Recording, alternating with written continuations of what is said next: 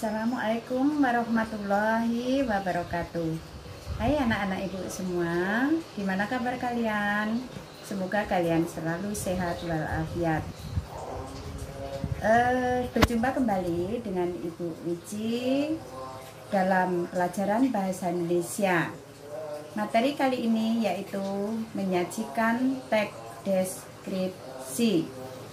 Kalau pada pertemuan yang lalu kita sudah belajar tentang mengidentifikasi teks deskripsi serta ciri-cirinya, kemudian tujuannya. Kali ini kita akan menyajikan teks deskripsi secara lisan.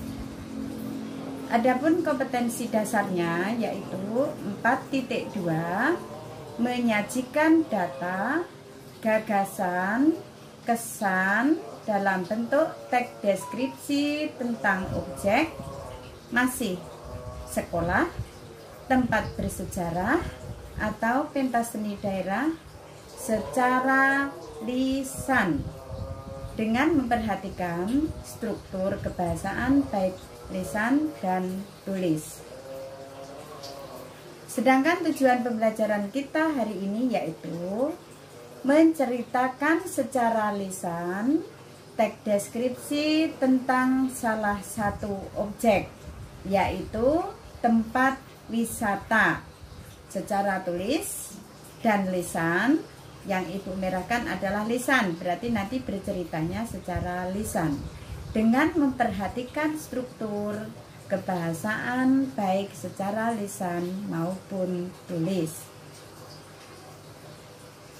Sebelum ke struktur teks deskripsi, siapa yang masih ingat apa yang dimaksud dengan teks deskripsi kemarin? Kemudian ciri-cirinya apa saja? Nanti tolong catatannya dibuka kembali. Anak-anak ibu, untuk struktur teks deskripsi ini kalian nanti bisa buka buku paket yang sudah dibagikan kemarin, halaman 20. Struktur teks deskripsi dibagi menjadi 3.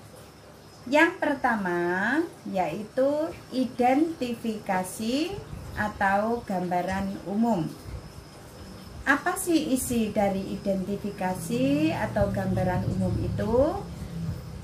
Berisi tentang nama objek yang dideskripsikan, baik lokasinya, sejarah lahirnya atau berdirinya, kemudian arti atau makna dari nama, pernyataan umum tentang suatu objek.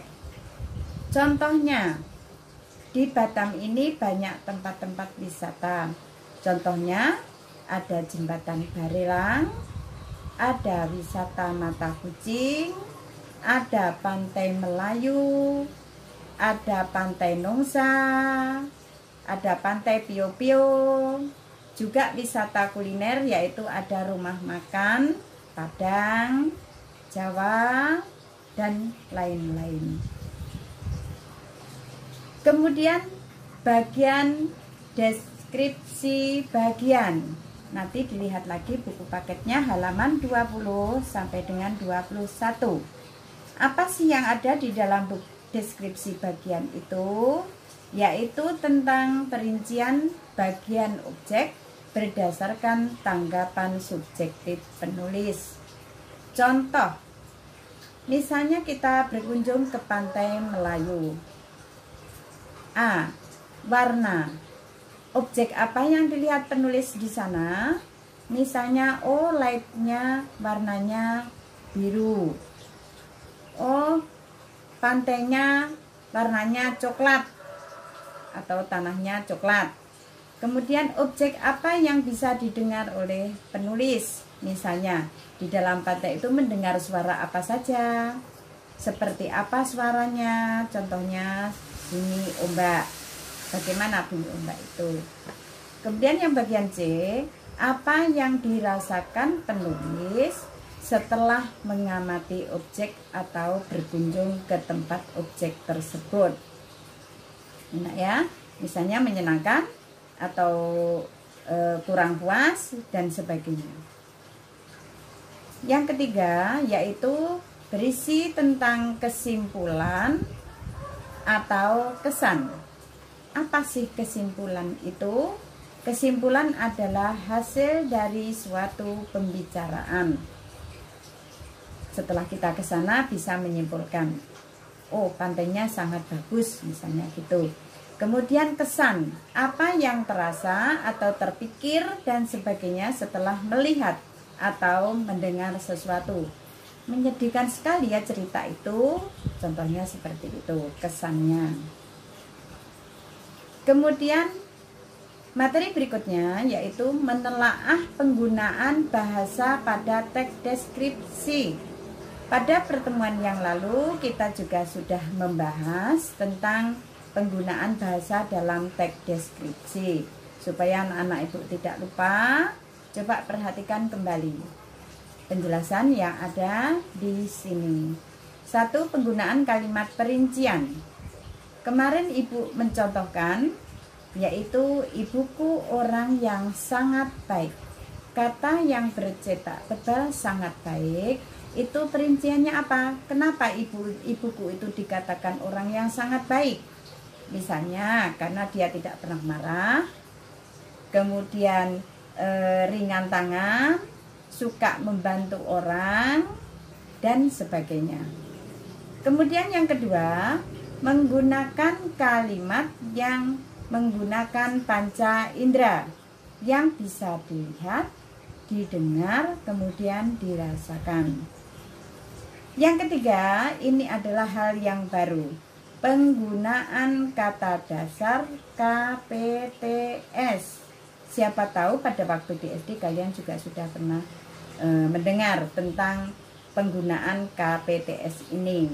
Contoh, kata kunci. Di dalam bahasa Indonesia itu yang ada adalah awalan me. Tidak ada kat awalan mem, meng, menge, men, ya, dan sebagainya. Yang ada adalah awalan atau imbuhan me. Kalau kata dasarnya kunci, menjadi mengunci, tidak mengunci tetapi mengunci. Kemudian, maaf ada gangguan. Kata dasarnya pukul, tidak memukul tetapi menjadi memukul. P-nya luluh. Kemudian kata dasar tulis, tidak menulis tetapi menjadi menulis.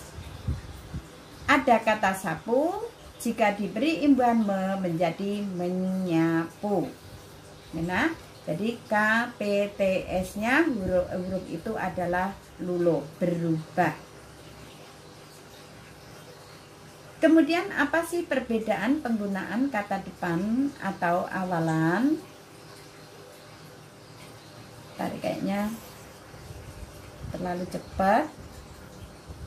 Ya, yang keempat, penggunaan sinonim. Contoh, indah, sinonimnya atau sama dengan elok, cantik, menakjubkan. Kemudian heran, sama dengan memukau, dan sebagainya. Yang kelima, penggunaan kata depan. Penggunaan kata depan dengan awalan itu adalah berbeda. Apa perbedaannya? Kalau penggunaan kata depan itu biasanya menunjukkan tempat, arah, posisi atau letak pisah. Contoh, di ada spasi kemudian rumah. Di Jakarta, di Surabaya, dan sebagainya. Jadi kalau penulisan kata depan itu menunjukkan tempat, arah, posisi, penulisannya dipisah. Kemudian bagaimana dengan awalan? Awalan itu penulisannya dirangkai, tidak ada spasi. Bisa digabung dengan kata benda atau kata kerja. Contoh, dibeli, dijual, dibakar, dimakan, dan sebagainya. Penulisannya dirangkai. Yang keenam, penggunaan kata khusus. Pada pertemuan yang lalu, Ibu juga sudah menjelaskan apa sih kata khusus itu. Kata khusus adalah kata-kata yang memiliki bidang lingkup terbatas. Contohnya warna, kata umumnya warna, kata khususnya merah, kuning, hijau, dan sebagainya. Kemudian yang ketujuh, penggunaan huruf kapital. Huruf kapital itu biasanya pada saat kita menulis setelah titik, itu di awal kalimat menggunakan huruf kapital atau huruf besar. Ya, setiap penulis di awal kalimat menggunakan huruf kapital. Kemudian nama orang, ya, nama kota menggunakan huruf kapital. Mungkin di SD dulu kalian juga sudah pernah belajar. Nanti buku ejaannya dibuka kembali. Nomor 8, penggunaan kalimat bermajas. Pada pertemuan yang lalu kita juga sudah belajar tentang majas personifikasi, ada metafora, ada perumpamaan, dan sebagainya. Apa sih personifikasi itu? Masih ingat nggak kalian? Personifikasi adalah benda mati yang bisa berbuat atau bergerak seperti manusia. Nanti dibuka kembali catatan minggu yang lalu. Sedangkan ada kata perumpamaan atau majas perumpamaan, nanti ada kata-kata di sana laksana, ya, dan sebagainya. Kemudian nomor 9, penggunaan kalimat bervariasi. Ada kata indah, ada elok, ada permen, ada molek, itu padahal sama maknanya, ya, bervariasi.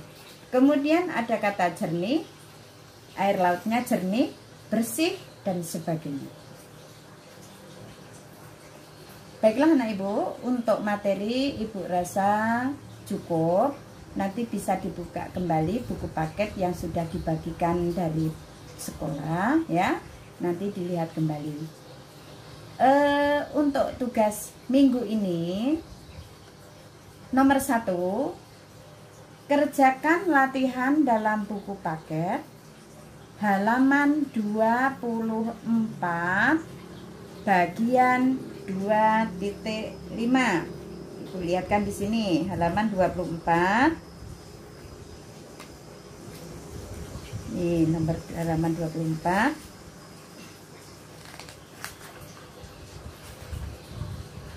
Yang ini nak ya. 2.5. Penggunaan kata depan pada teks deskripsi 1 dan 2. Teks deskripsinya ada di depan. Ada 4 di sana. Kalian cukup mencari di dalam teks deskripsi 1 dan 2. Masing-masing 2 kalimat. Ya, kata depan di 2 kalimat.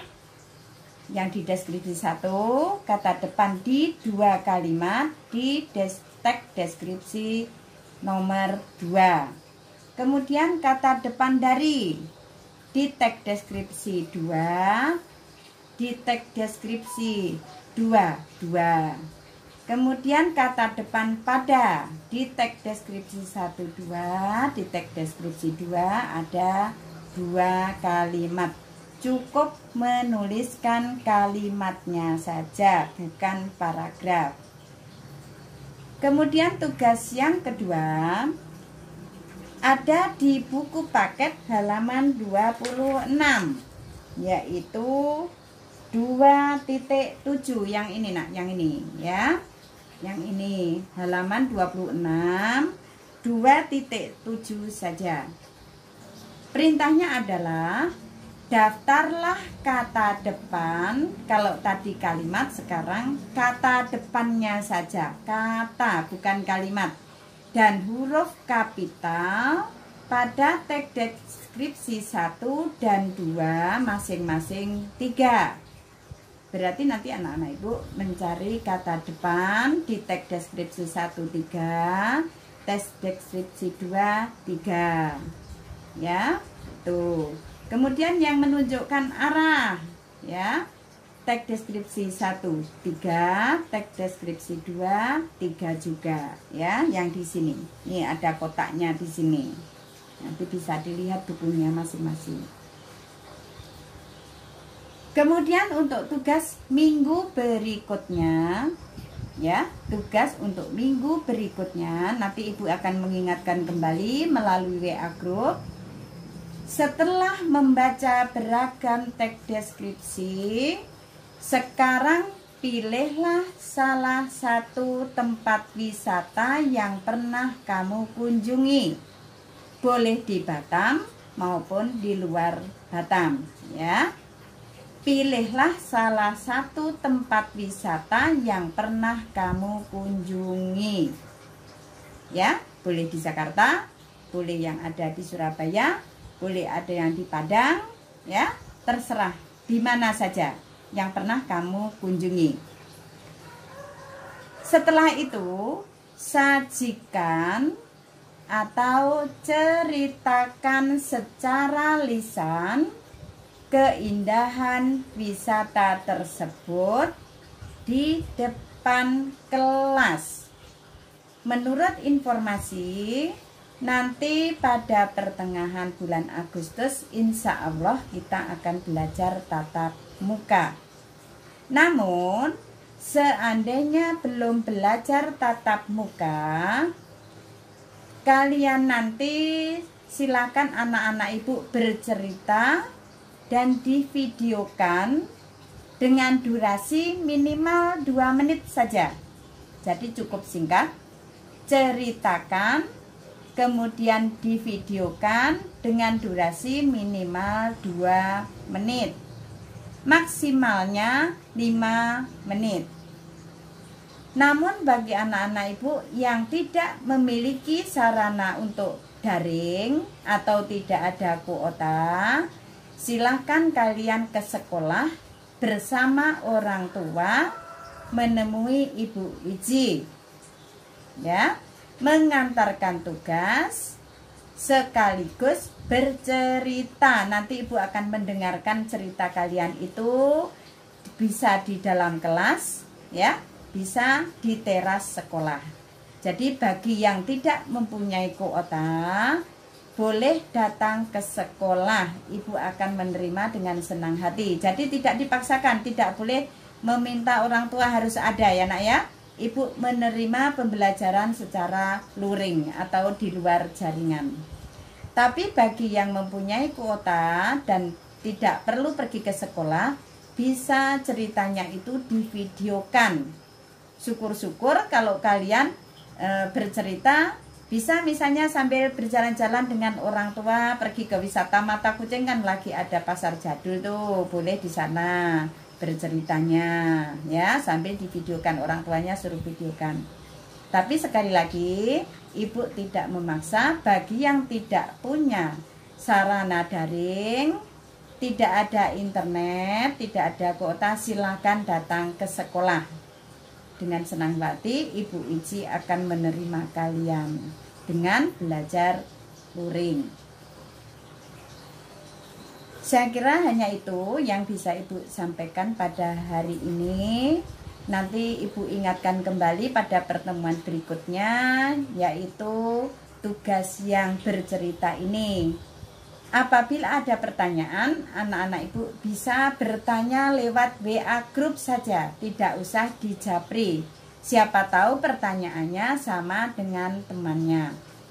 Kemudian Bu, bagaimana cara pengiriman videonya jika nanti sudah selesai sebelum minggu depannya? Boleh dikirim ke Ibu melalui WA grup saja. Tujuannya apa? Biar teman kalian yang ada di grup itu kenal dengan kalian atau tahu wajahnya, bagaimana bercerita yang baik. Enak ya? Karena ini transparan. Jadi nanti kalau ceritanya bagus, nilainya juga pasti sangat bagus, kan gitu ya. Tidak hanya berdiri, Assalamualaikum, saya akan bercerita tentang pantai wisata Nongsa. Ya, hari Minggu saya pergi bersama orang tua ke Pantai Nongsa. Hanya itu cerita dari saya, tidak seperti itu. Jadi pada saat bercerita kalian harus ingat strukturnya 3 tadi. Ada pembukanya. Misalnya kalian memilih pantai Jembatan Barelang. Kenapa kok disebut Jembatan Barelang? Berdirinya kapan? Alasannya apa? Nanti diceritakan di bagian awal. Pengantarnya ya nak ya, sesuai dengan struktur yang tadi. Kemudian bagian isinya bisa diceritakan apa yang nampak di sana tadi. Di Jembatan Barelang itu ada apa saja. Misalnya ada orang yang duduk-duduk sedang makan rujak, ada orang yang duduk-duduk sambil makan jagung bakar, ada orang yang mancing. Ceritakan semuanya di sana. Enak ya. Kemudian jangan lupa ditutup. Pada waktu penutup itu kalian simpulkan kesannya bagaimana. Jadi jangan seperti pada saat menulis kemarin, menulis cerita hanya 1 paragraf sudah habis, ya. Tapi ada juga yang teman-teman kalian itu pinter bercerita, ceritanya 1 halaman lebih, ya. Tulisannya bagus, ya nilainya tentunya sangat bagus. Saya kira hanya itu yang Ibu bisa sampaikan hari ini. Mohon maaf apabila ada kesalahan. Nanti jika ada pertanyaan di WA grup saja. Ibu akhiri, wassalamualaikum warahmatullahi wabarakatuh.